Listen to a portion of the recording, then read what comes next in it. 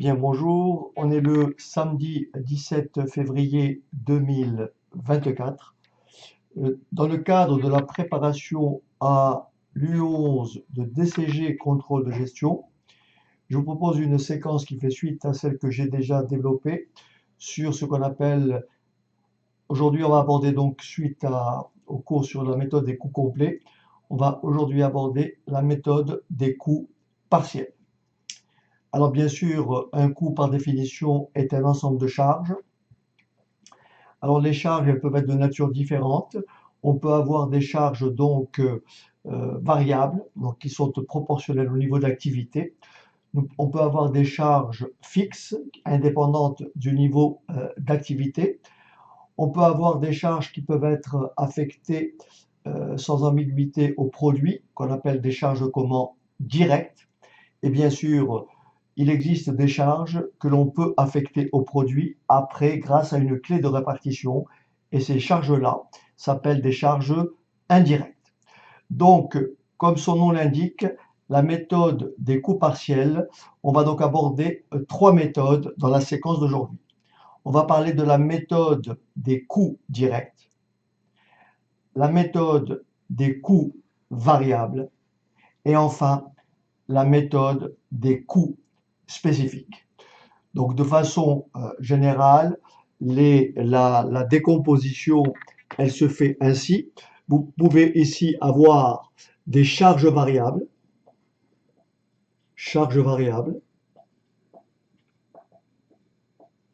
Vous pouvez avoir des charges fixes.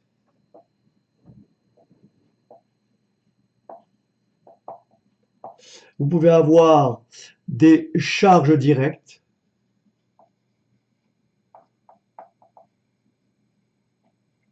Et vous pouvez avoir des charges indirectes.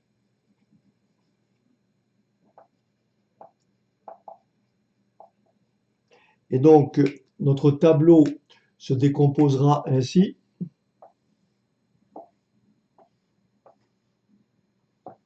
J'essaierai de faire quelque chose de plus propre à côté.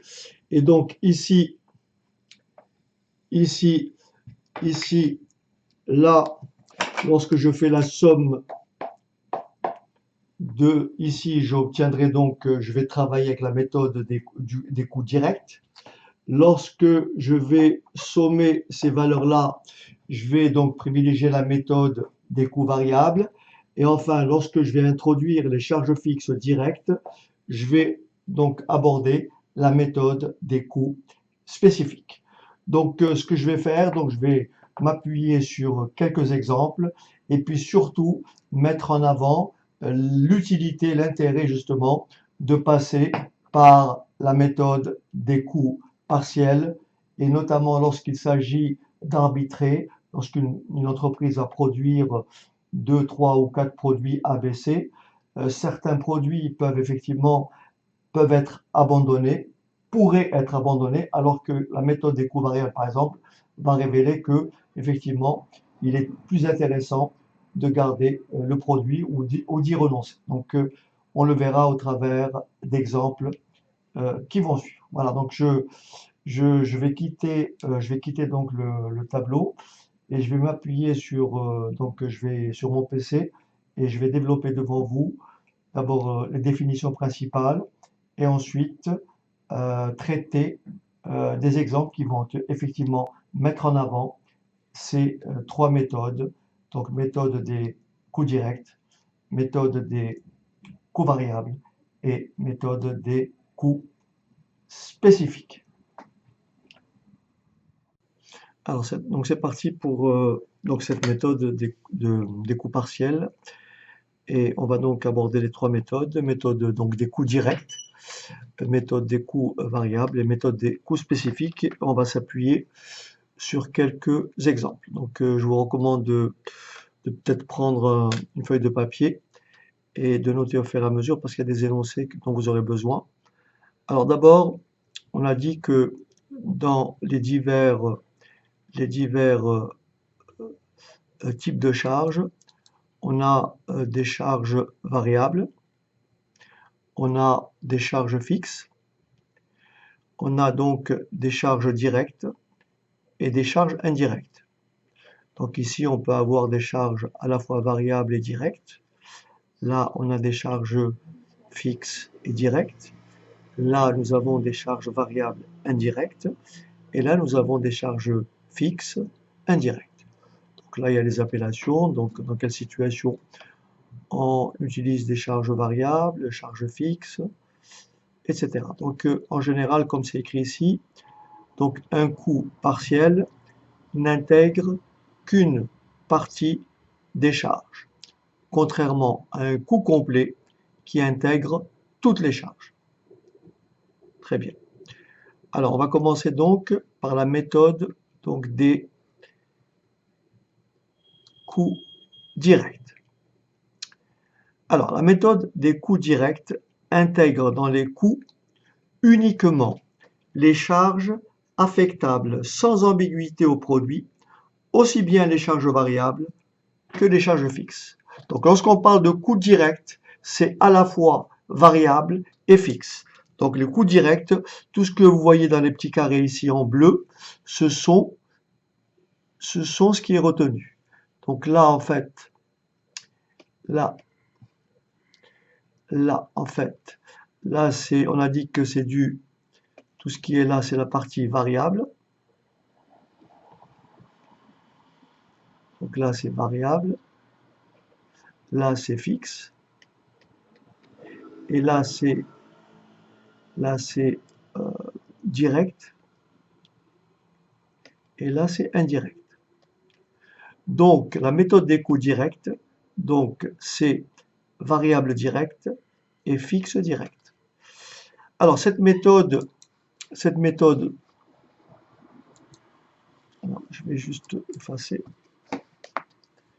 Alors, cette méthode, comme c'est écrit, attribue à chaque produit l'ensemble des coûts directs. Attribue à chaque produit l'ensemble des coûts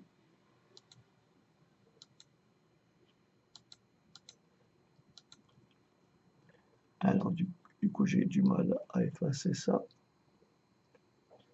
Bon. Alors donc je verrai après. Donc cette méthode attribue à chaque produit l'ensemble des coûts directs, y compris les coûts variables et les coûts fixes, comme je l'ai montré ici. Coûts variables plus coûts fixes. Elle fournit une image plus complète des coûts associés à la production de chaque produit, ce qui est souvent nécessaire pour les analyses de rentabilité plus détaillées. Alors voilà comment le PCG donc 82 définit le coût direct. On vous dit qu'un coût direct est constitué par alors, des charges qui lui sont directement affectées, des charges qui peuvent être rattachées à ce coût sans ambiguïté, même si elles transitent par des centres d'analyse. Alors, une façon très simple de savoir si on a affaire à un coût direct, il suffit de se poser la question suivante. Si on abandonne un produit, d'accord? Si on abandonne un produit, est-ce que le coût qui lui est associé sera supprimé? Si la réponse est oui, c'est que, bien sûr, nous avons affaire à un coût direct. Ok, donc ici une façon simple de savoir si un coût est direct par rapport à un produit. Ce coût serait-il supprimé si le produit était abandonné? Si la réponse est oui, alors c'est un coût direct. Alors j'ai du mal à effacer.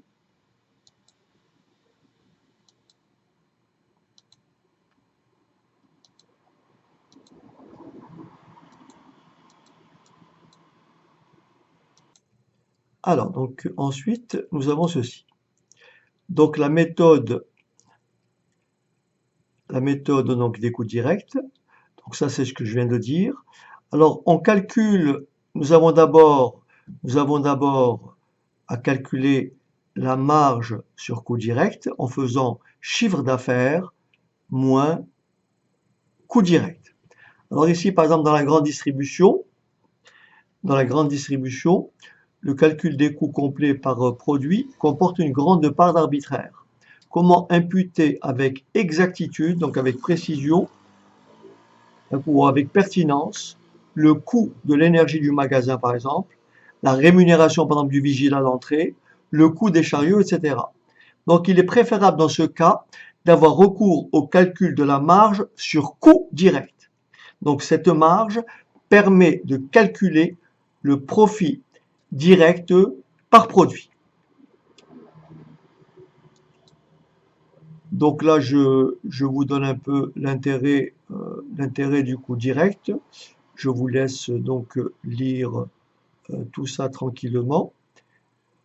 Alors, on va passer à la structure même des tableaux pour pouvoir dégager ce qu'on appelle le résultat. Alors, voilà comment se présente notre tableau. Donc, la méthode des coûts directs, nous avons d'abord le chiffre d'affaires, alors le produit A, le produit B, le produit C, nous avons le total. Moins les coûts variables, directs. On va calculer donc en faisant chiffre d'affaires moins coût variable direct, on va trouver la marge sur coût variable direct, moins les coûts fixes directs, on va trouver donc la marge sur coût direct, et bien sûr après nous avons ce qu'on appelle les charges communes, les charges fixes communes aux trois produits, et donc nous avons bien sûr le résultat. Alors pour ça, on va prendre donc un exemple. On vous dit ceci. Dans une entreprise industrielle qui a 3 secteurs d'activité, on a relevé les informations suivantes en milliers d'euros. Nous avons ici le chiffre d'affaires, 3 500 000 euros, donc 3 500 milliers d'euros. Nous avons pour le produit, pour l'activité 1, nous avons le coût d'achat des matières premières consommées, 1600. Nous avons les charges directes de production pour 800. Nous avons ici une variation du stock de produits finis. Donc le stock final, a priori ici pour l'activité 1, le stock final est supérieur au stock initial. Le stock final est supérieur au stock initial, ce qui bien sûr veut dire que l'entreprise a stocké, donc il y a donc un produit à retirer tout à l'heure lorsqu'on fera le décompte. Vous avez pour le produit 2, vous avez moins une variation de stock, donc c'est le stock final, cette fois-ci, il est inférieur au stock initial. Et nous avons ici pour l'activité 3, une variation du stock de produits finis égale à plus 120. Donc attention pour cette variation de stock, je ferai donc une séquence, parce qu'en fait, je pense qu'il y a un peu de confusion lorsqu'il s'agit de variation de stock de matières premières de marchandises, lorsqu'il s'agit de variation de stock de produits finis. Il faut savoir que ce sont vraiment des dispositions comptables et la variation de stock n'intervient jamais dans ce qu'on appelle la trésorerie. Mais j'aurai l'occasion d'y revenir parce que ça fera un cours dans le cours et c'est pas forcément ce qui est de plus indiqué. Alors ici, vous avez les charges directes de distribution, les charges indirectes non imputées, elles sont là. Donc ça, c'est les charges directes de distribution, 400, 200 et 300. Et nous avons toutes les charges indirectes non imputées, donc charges de fabrication pour 1100, charges de distribution pour 500 et charges d'administration pour 200. Très bien. Présenter le compte de résultat en utilisant la méthode des coûts directs. Quel est le secteur le plus contributif et le secteur le plus rentable? Alors, donc ici, alors on va donc calculer, alors si vous regardez bien, si je veux calculer ici le résultat pour le produit A, d'accord? Donc nous avons préalablement notre chiffre d'affaires. On va donc calculer cette fois-ci, on va faire le total des charges directes. Donc le total des charges directes, elles sont là. Donc ça fait 1600. Donc 1600 plus 800. Mais attention, ça c'est un produit. Donc moins 100, vient en déduction, hein, plus 400. Donc le total des charges directes, c'est 1600 plus 800 moins 100 plus 400. Ce qui me fait un total de 2700. Et je fais la même chose pour le produit, pour l'activité 2, et pareil pour l'activité 3. Je vais donc dégager ce qu'on appelle des marges sur coûts directs par activité. Et je vais faire le total de ces marges par coût direct pour trouver le total des marges sur coût direct. À ça, je vais retirer le total des charges indirectes et je vais retrouver mon résultat. Alors voilà ce que ça donne. Donc ça donne ceci, 1600 plus, donc moins le coût d'achat, donc moins 800, moins les charges directes, moins 800, moins la variation de stock de produits finis, mais comme j'avais tout à l'heure un plus, ça devient un moins, puisque c'est un produit en fait, moins les charges directes, donc moins 400, et je fais le total, et ça me donne un total de charges indirectes de 2700. Et bien sûr, pour trouver la marge sur coût direct, je fais donc chiffre d'affaires moins total des charges, je vais corriger ici, total des charges directes. J'ai fait une petite erreur, voilà. Donc le total des charges directes, c'est 2700 pour l'activité 1, de 2380 pour l'activité 2 et de 2480 pour l'activité 3. On va donc maintenant calculer la marge sur coût direct en faisant donc chiffre d'affaires moins total des charges directes. Donc 3500 moins 2700 égale 800. Je fais pareil pour l'activité 2 et je fais pareil pour l'activité 3.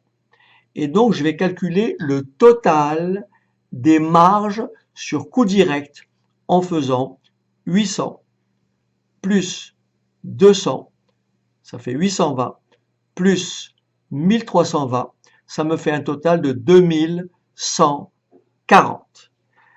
Le total des marges sur coût direct, c'est 2140. Et rappelez-vous, le total des charges indirectes, c'est 1100 plus 500, 1600, 1600 plus 200, ça me fait 1800, moins le total des charges indirectes, donc je peux écrire ici, je peux mettre ici, donc moins charge indirecte, ça me fait donc moins 1800 et ça me fait donc 340. On me demandait ensuite on me dit quel est le secteur le plus contributif et le secteur le plus rentable. Alors donc j'ai fait un autre tableau, donc j'ai repris les valeurs qui sont là et donc nous avons effectivement ici, on va donc calculer d'abord le taux de marge sur coût direct. Alors c'est quoi le taux de marge sur coût direct? Alors donc ici, on va d'abord expliquer comment on calcule le taux de marge sur coût direct. Alors bien sûr, on va prendre la marge sur coût direct pour l'activité 1. Je vais donc faire 800 divisé par le chiffre d'affaires 3500 multiplié par 100. Ce qui me donne un taux de marge sur coût direct de 22,9%. Et idem pour l'activité 2, je fais donc 20 divisé par 2400 fois 100.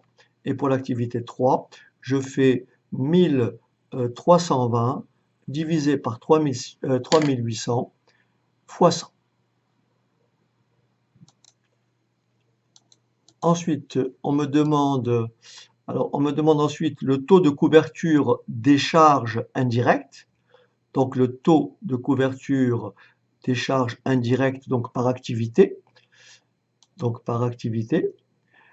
J'ai donc ici, je vais juste chez... Voilà, je vais diminuer le... Voilà, je vais mettre 1 millimètre. Ouais, c'est mieux. Alors, je vais donc, pour calculer le taux de couverture de charge indirecte, pour l'activité 1, qu'est-ce que vous faites? On va donc prendre la marge sur coût direct, donc 800 pour l'activité 1. Je fais donc 800, divisé par le total des charges indirectes, 1800, et multiplié par 100. Ce qui va me donner un taux de 44,4%. Pour ce qui est de l'activité 3, là je fais 1320, divisé toujours par 1800, multiplié par 100, ce qui me donne un taux de 73,3%.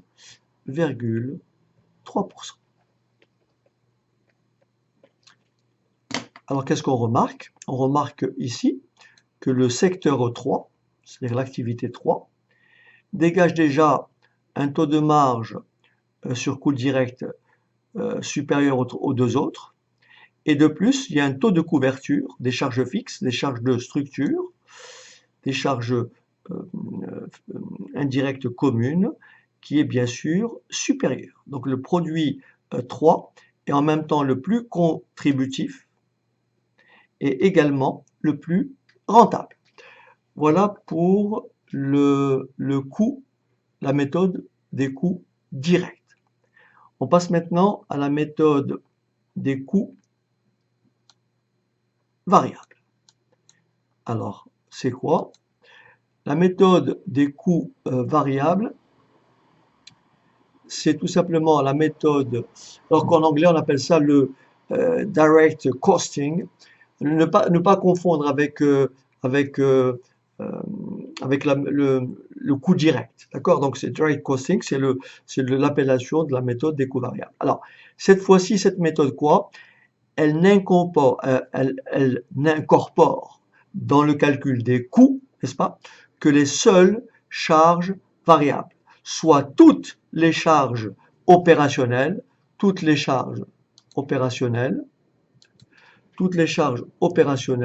qui sont proportionnelles au volume de production ou du chiffre d'affaires. D'accord? Donc, c'est-à-dire, en fait, toutes les charges fixes en sont exclues. Donc ici, regardez bien, ici en bleu, vous avez la portion variable. Donc je rappelle, ici, rappelez-vous, tout à l'heure on a dit que ça c'est du variable, et ça c'est du fixe, la partie là. Là c'est du direct, et là c'est de l'indirect. Et là c'est de l'indirect. Donc variable, c'est tout ce qui est charge variable directe, plus charge variable indirecte, à l'exclusion de toutes les charges fixes. Ok. Donc, l'utilisation de cette méthode est particulièrement justifiée quand la structure des coûts fait apparaître une part importante d'éléments variables, ce qui est notamment le cas des entreprises commerciales. Alors, comme tout à l'heure, on va prendre donc un exemple. Alors, bien sûr, comment on calcule la marge sur coût variable? On fait tout simplement chiffre d'affaires moins coût variable. Chiffre d'affaires moins coût variable égale tout simplement marge sur coût variable. Alors, en termes de disposition, le tableau se présente ainsi. Vous avez les trois produits ABC.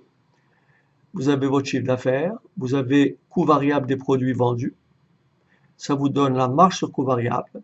Bien sûr, à ça, vous retirez les charges fixes et vous obtenez votre résultat.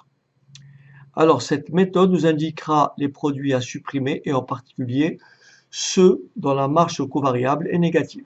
C'est-à-dire que tout produit qui dégage une marge négative est forcément à écarter, car non rentable. Alors, regardons bien ce qui se passe dans l'exemple qui vient. Alors, voilà ce qu'on a ici. On a une entreprise qui fabrique trois produits A, B et C. Les données concernant le dernier exercice sont les suivantes, bien sûr, en milliers d'euros. Donc, nous avons ici 15 millions d'euros, 25 millions, etc. Pour un total de 80 millions d'euros ou 80 000 milliers d'euros. Là, attention, ici, nous avons les charges variables. Une partie, elle est liée à la production et l'autre partie, elle est hors production. Et là, nous avons les charges fixes, mais attention, c'est très important de noter que les charges fixes indiquées, d'accord, ce ne sont pas des charges fixes spécifiques. Elles ne sont pas affectées de façon directe. Ce ne sont pas des charges fixes spécifiques au produit. Elles sont réparties proportionnellement au chiffre d'affaires. Ça veut dire que le total des charges fixes est de 10 000, voyez. Ça veut dire concrètement, mon total des charges fixes est de 10 000. Mon total de charges fixes est de 10 000. Alors, ok. Donc, pour trouver la part qui revient à A, ben, on fait tout simplement, comment dirais-je,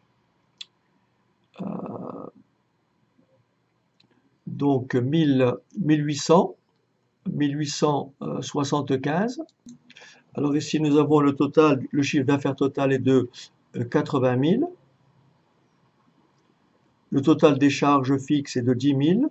Pour trouver la part donc de charges fixes allouées au produit A, on va donc faire, n'est-ce pas, on va donc faire, comment dirais-je, 15 000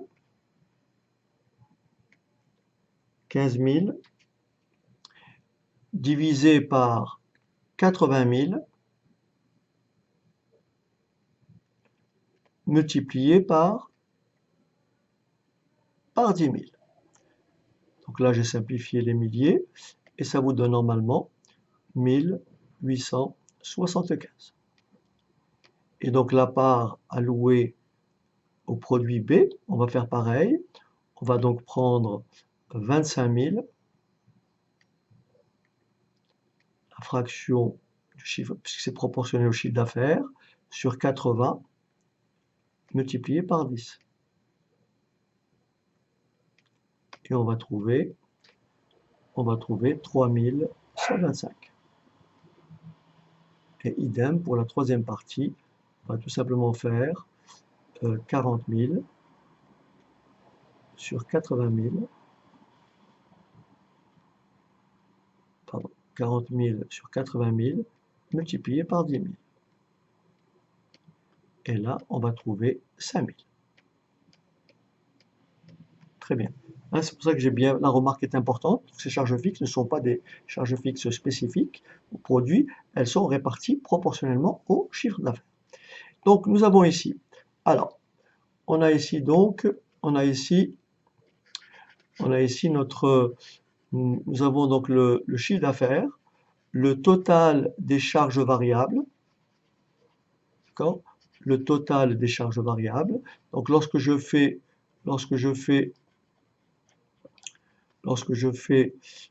15 000 moins le total des charges variables, je vais trouver la marge sur coût variable du produit.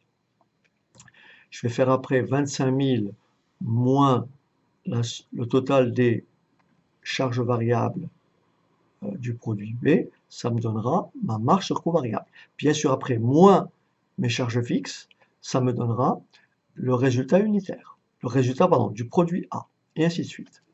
Alors, les questions qui sont posées sont celles-ci.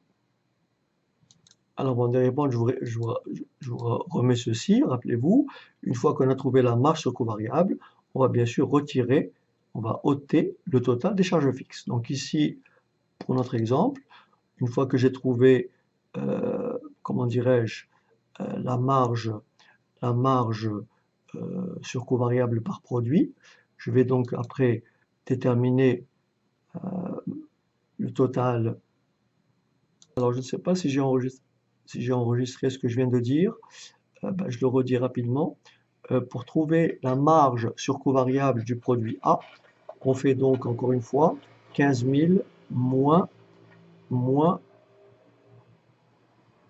le coût variable, c'est-à-dire coût de production plus le coût hors production. Donc je fais 15 000 moins 11 500, ce qui me donne une marge sur coût variable de 3005. Pour trouver le taux de marge, je fais marge sur coût variable divisé par le chiffre d'affaires. Donc 3500 divisé par 15 000, ça me donne 23,33%. Je fais la même chose pour le produit B. Je fais pareil pour le produit C. Bien sûr, ici, je peux aussi retrouver ces résultats. Si je veux trouver le taux de marge, cette fois-ci global, je suis obligé de calculer la marge globale. La marge globale, c'est bien sûr soit en faisant 80 000 moins le total des charges de production, plus hors production, ce qui fait 15 000. Ou alors je fais 3 500 plus 6 000 plus 5 500, ce qui me donne 15 000. Autrement dit, ma marge globale, totale, c'est 80 000 moins 65 000 égale 15 000, ou tout simplement la marge dégagée par A plus celle dégagée par B plus celle dégagée par C. Et bien sûr, le taux de marge, d'accord, le taux de marge global, c'est bien entendu 15 000 divisé par 80 000 multiplié par 100, ce qui me donne 18,75. Alors, on m'a posé quelques questions juste avant, et la question qui était posée, c'est faut-il abandonner la production du produit le moins rentable? Pourquoi? Présenter le compte de résultat, différentiel. Quel est le ou les produits dont la commercialisation devrait être développée? Pourquoi? Calculer le seuil de rentabilité. Attention, en utilisant le taux de marge sur coût variable global, c'est très important. Quelle est la marge de sécurité en nombre de mois de vente? Alors, faut-il donc abandonner le produit C? Donc, si on regarde bien, le produit C dégage une marge sur coût variable positive. Elle est de 5 500 milliers d'euros. Si on abandonne le produit C, on se prive d'une marge de 5 500, ce qui va dégager un résultat déficitaire. Au lieu d'avoir 5 000 comme résultat, j'aurai 5 000 moins 5 500 et ça me donnera donc un déficit de moins 500. Par conséquent, le produit C, qui lui a un taux de marge le plus bas, mais en même temps qui dégage une marge sur coût variable positive, ne saurait être abandonné. On ne peut donc pas abandonner le produit C. Pourquoi? Parce qu'en fait, il faut retenir ceci, la méthode des coûts variables vous dit on peut abandonner un produit si sa marge sur coût variable ne couvre pas, si sa marge sur coût variable est négative. Sa marge sur coût variable est négative, elle va tirer le résultat vers le bas. Ici, nous avons une marge sur coût variable positive. Si on abandonne le produit C, on aura un résultat égal à moins 500 et non pas 5000. Ensuite, on me demande après présenter le compte de résultat différentiel. Donc ça, on vient de le faire, puisque le compte de résultat différentiel, c'est ce que l'on voit ici. Charge, vous voyez, chiffre d'affaires moins charge variable égale marge sur coût variable moins charge fixe égale résultat. C'est ça le compte de résultat différentiel. Je répète, chiffre d'affaires moins charge variable moins charge fixe égale résultat. Alors ici, j'ai calculé plusieurs marges sur coût variable. Nous avons la marge, le taux de marge sur coût variable, donc par rapport donc au chiffre d'affaires, c'est ça le taux de marge. Le taux de marge par rapport au chiffre d'affaires, donc on les a calculés ici.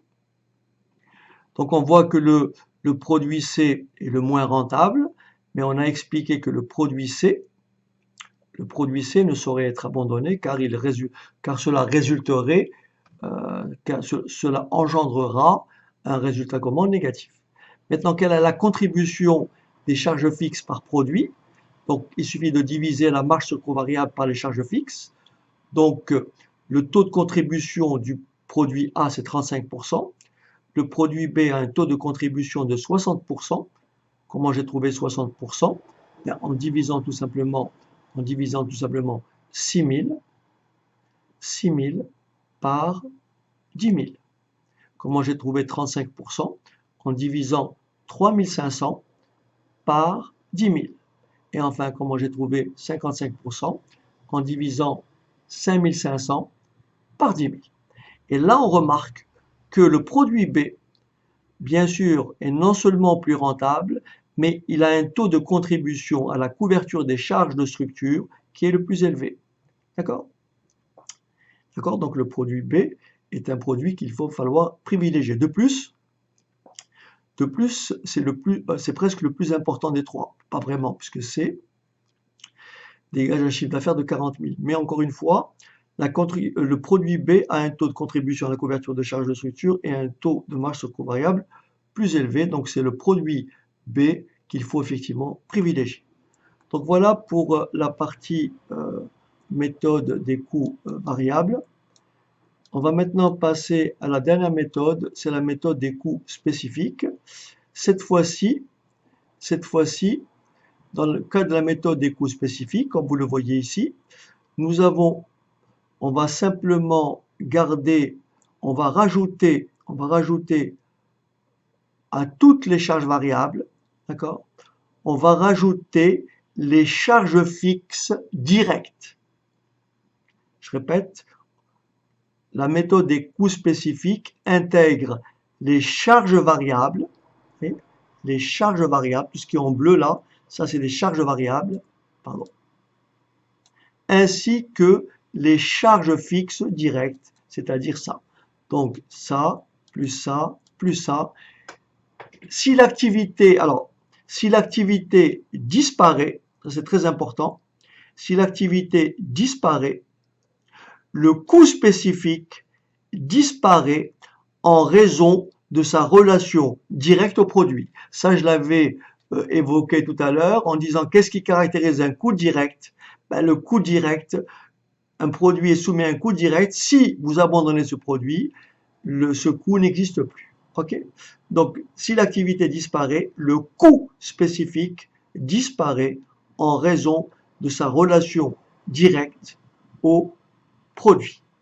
Alors, le schéma, c'est toujours pareil. Vous avez produit A, B et C. Cette fois-ci, il y a plusieurs soldes. Le premier solde, c'est puisque on fait le total des charges variables. Donc, c'est chiffre d'affaires moins coût variable des produits vendus. Ça me donne ma marge sur coût variable. Je retire les charges fixes spécifiques. Les charges fixes spécifiques, c'est-à-dire les charges fixes directes, et j'obtiens ma marge sur coût spécifique. Et une fois que j'ai obtenu ma marge sur coût spécifique, je retire les charges communes, c'est-à-dire cette partie-là qui est indirecte, et j'obtiens mon résultat. Alors, on va prendre un exemple.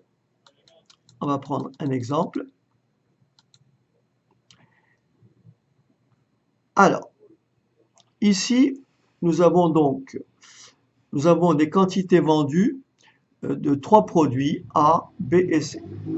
1000, 5000 et 3000. Et nous avons ici ce qu'on appelle les résultats. Tout ça, c'est des résultats, tout ça, c'est à l'unité. C'est-à-dire, ça, c'est le prix de vente unitaire, ça, c'est les matières consommées à l'unité, etc., etc. Puisque là, j'obtiens un résultat unitaire. J'ai obtenu 40 comment? En faisant tout simplement 5000, d'accord, moins le total des charges variables, d'accord. Alors attention ici, parmi les charges fixes,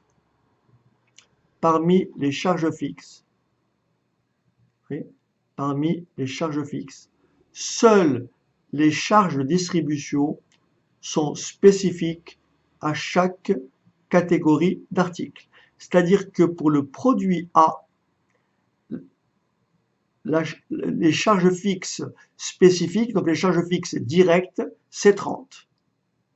Pour le produit B, c'est 20. Et pour le produit C, c'est 10. En revanche, 90 plus 60 sont des charges fixes indirectes. 30 plus 30, etc. Alors ici, on a donc calculé les résultats unitaires. Donc là, si on fait le total des charges, 160 plus 80 plus 40 plus 90 plus 30 plus 60, on trouve un total des charges égal à 460. Et donc notre résultat unitaire, c'est 500 moins 460 égale 40. Idem pour B. Alors le produit B ici, vous voyez qu'il est déficitaire. Et enfin le produit C a un résultat unitaire de 40. Très bien. Alors encore une fois, retenez bien que les seules charges fixes spécifiques sont celles de distribution. Les autres charges fixes sont des charges comment? Fixes indirectes. Première étape, présenter, attention, le compte de résultat en utilisant la méthode des coûts spécifiques. D'accord? Donc le schéma c'est celui-là, hein. Il y a 3 soldes, donc il y a les coûts variables d'abord. Ensuite, on trouve la marge sur coût variable. Et là, on retire les charges spécifiques. On trouve la marge sur coût spécifique, moins les charges fixes communes, et on trouve le résultat. Alors, on y va. Alors, voilà ce que ça donne. Nous avons au départ, rappelez-vous, les quantités vendues sont 8000, 5000 et 3000. On va d'abord calculer la marge sur coût variable par produit. Ensuite, comment on appelle ça, la marge sur coût spécifique. Et on va trouver la marge, le total donc, le total des marges sur coût spécifique.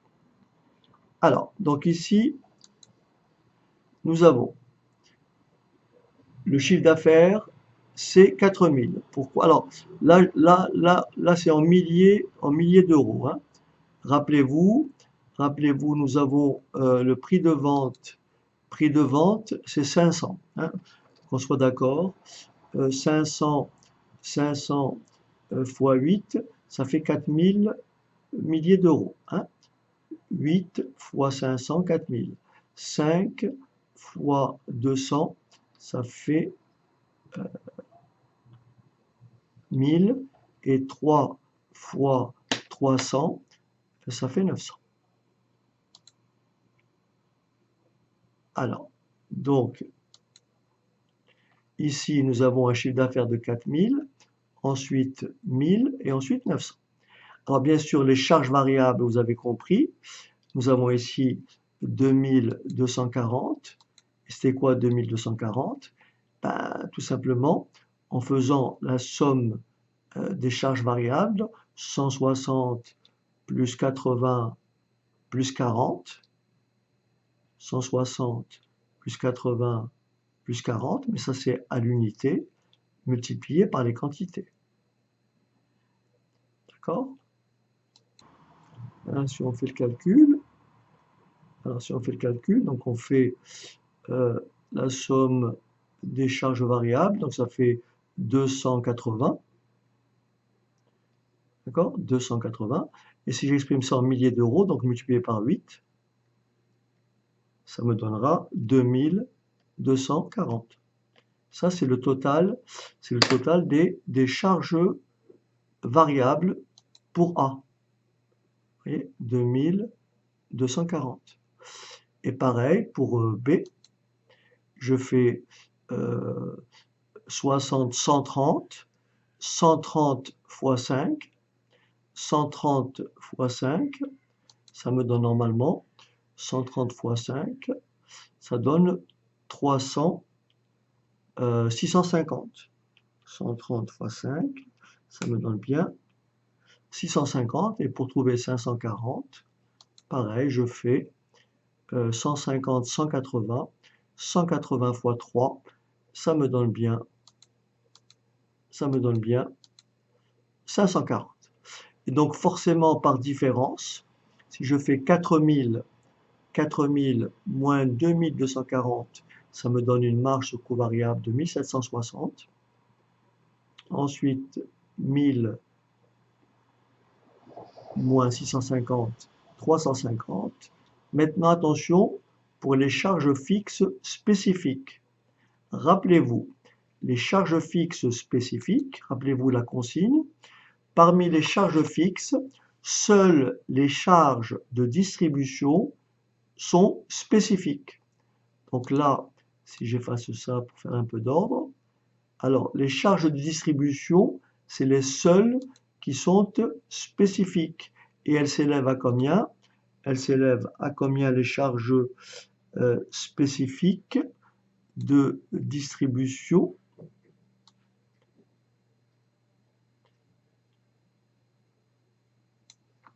Okay. Alors si on prend le stylo ici, nous avons donc pour le produit A, les frais de distribution c'est 30, multiplié par, puisque on est en milliers d'euros, multiplié par 8, donc 30 fois 8, ça fait bien 240. Donc là, pour le produit A, les charges fixes spécifiques, c'est 240. Pour le produit B, c'est 20 fois 5, ce qui donne 100. Et pour le produit C, c'est 10 fois 3, qui donne 30. Donc ça, c'est les frais, les charges spécifiques pour les produits ABC. Donc 240, 100 et 30. Et une fois que j'ai trouvé ma marge sur coût variable et une fois que j'ai déterminé les charges fixes spécifiques, par différence, j'obtiens la marge sur coût spécifique en faisant 1760 moins 240, ce qui me donne 1520. 350 moins 100, ça fait 250.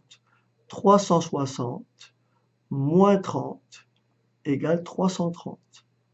Je fais maintenant le total des marges, donc je fais 1520 plus 250 plus 330, ce qui me donne un total, hein.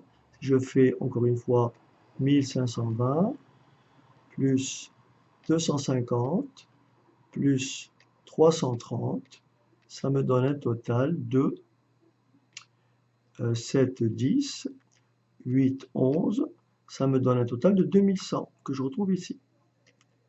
Mais rappelez-vous mes charges fixes non spécifiques, je reviens à ma case de départ, mes charges fixes non spécifiques, mes charges fixes non spécifiques, ce sont quoi? Ce sont les 90. Alors, 90 plus 60, 90 plus 60, n'est-ce pas?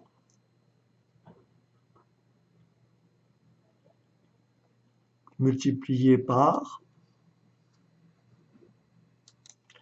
alors donc 150 multiplié par 8, parce qu'on raisonne en milliers, donc je détaille ici, 90 plus 60, 90 plus 60 multiplié par 8, ça c'est le total des charges fixes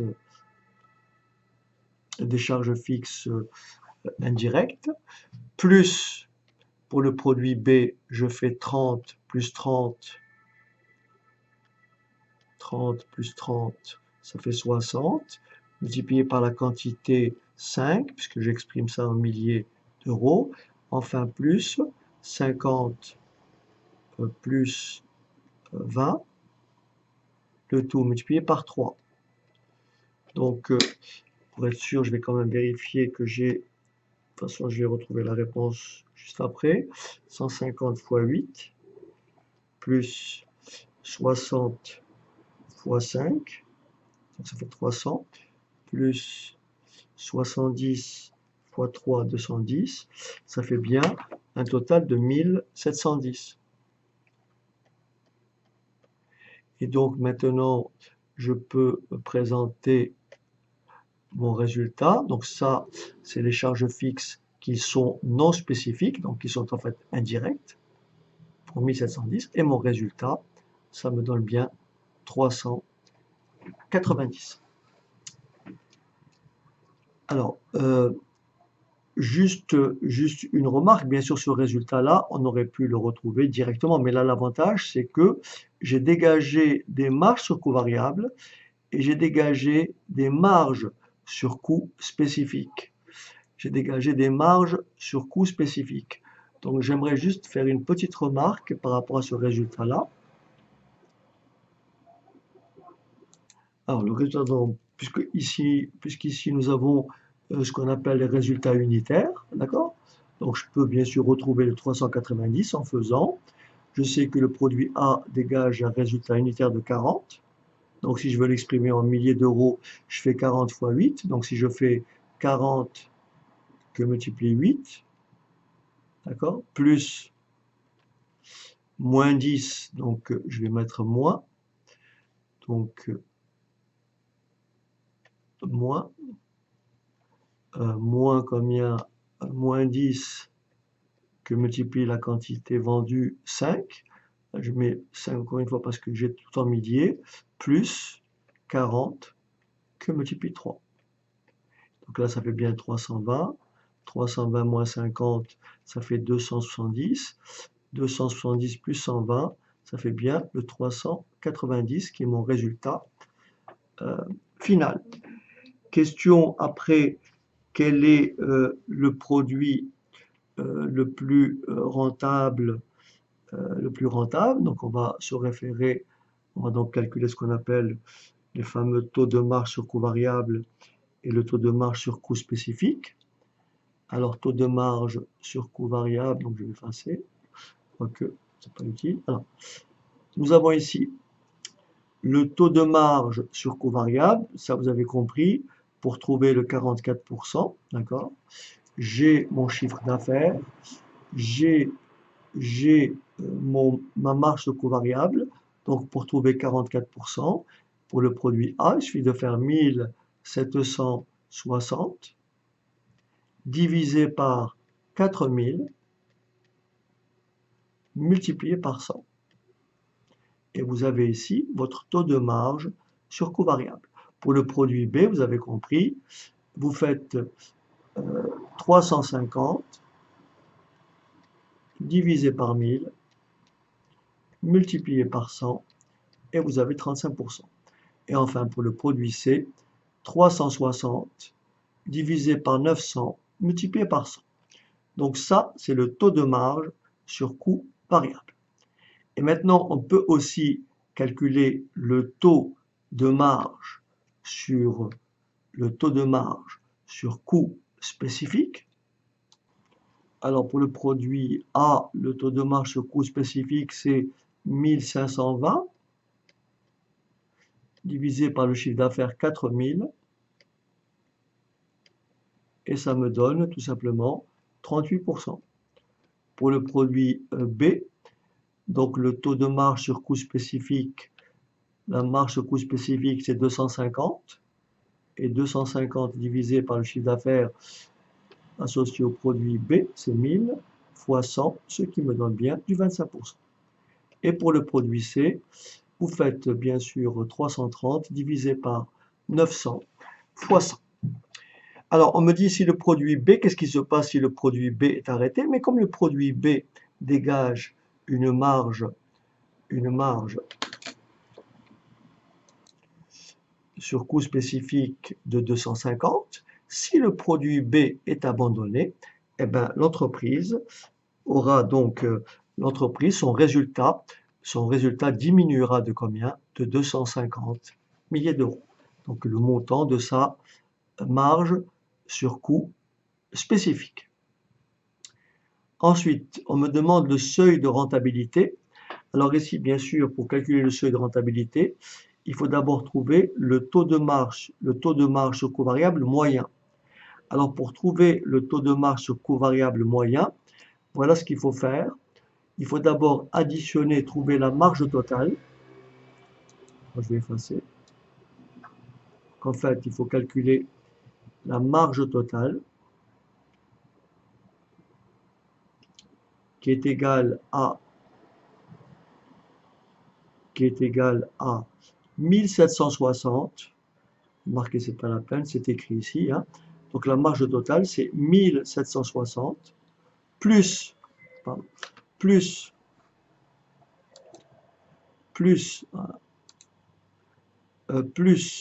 350 plus 360, le tout entre parenthèses, vous voyez, entre parenthèses, le tout divisé par le chiffre d'affaires total, 4000 plus 1000 plus 900, ce qui me donne un taux de marge sur coût variable de 41,86%. Je vous rappelle sommairement, si vous avez oublié, comment on calcule un seuil de rentabilité. Comment on calcule un seuil de rentabilité. Rappelez-vous, le seuil de rentabilité, c'est quoi?